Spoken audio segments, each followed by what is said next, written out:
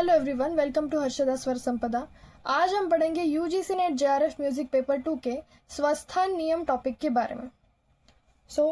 स्वस्थान का मतलब है एक आलाप करने की प्रक्रिया,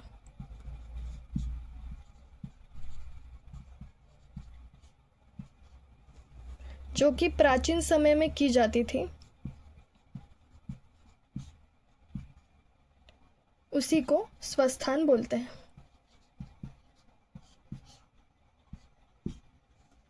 स्वस्थान नियम में अगला टॉपिक है बढ़त।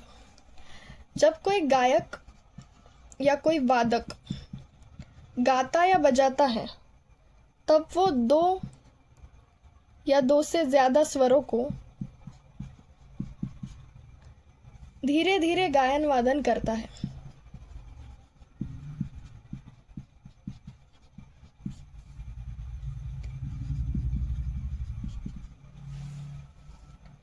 उसी को बढ़त कहते हैं। को जानने से पहले उनके कुछ पॉइंट्स को हमें जानना होगा। सबसे पहले सा रे ग म प ध नी सा। यहाँ सा को स्थायी स्वर कहा जाता है।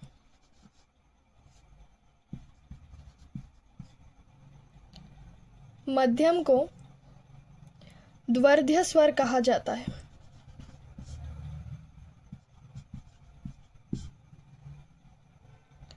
षडज को द्विगुण स्वर कहा जाता है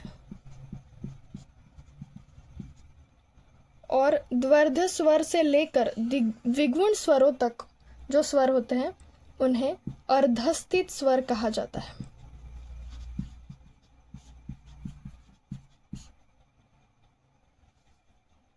स्वस्थान का पहला नियम ये कहता है कि जो आलाप गायन है या फिर जो बढ़त है वो द्वर्ध्य स्वर के नीचे होगी, यानी मध्यम के नीचे।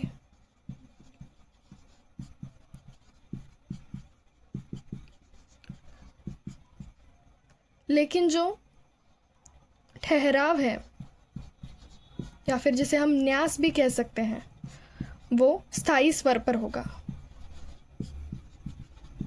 इसका मतलब है स्थायी स्वर यानी षडज। के दूसरे नियम में जब बढ़त होगी,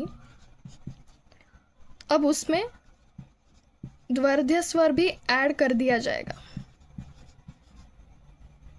यानी द्वर्ध्य के नीचे पहला नियम था बढ़त करने का, अब दूसरे नियम में द्वर्ध्य स्वर भी उसमें ऐड कर दिया जाएगा। लेकिन जो न्यास होगा या फिर जो ठहराव होगा वो हमेशा स्थायी स्वर पर होगा, यानी कि षडज पर। का तीसरा नियम ये कहता है कि अब आलाप अर्धस्थित स्वरों पे होगा।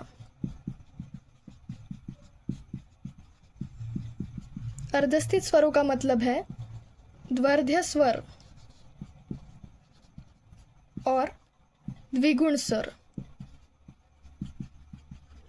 इनके बीच में जो स्वर आते हैं उन्हीं को अर्धस्थित स्वर कहते हैं, यानी कि म प ध नी सा। इन स्वरों पर ये बढ़त होगी, लेकिन उसका जो ठहराव होगा वो सा पर होगा, यानी कि स्थायी स्वर पर होगा।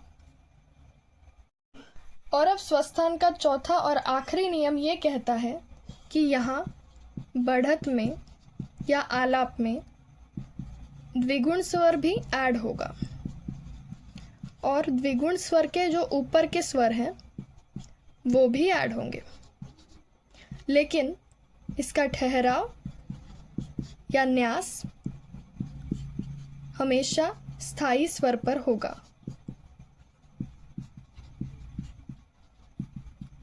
यानी कि सा पर। ये थी स्वस्थान नियमों की संपूर्ण जानकारी। ऐसे यूजफुल लेसन्स को देखने के लिए मुझे लाइक, शेयर और सब्सक्राइब करना ना भूलें।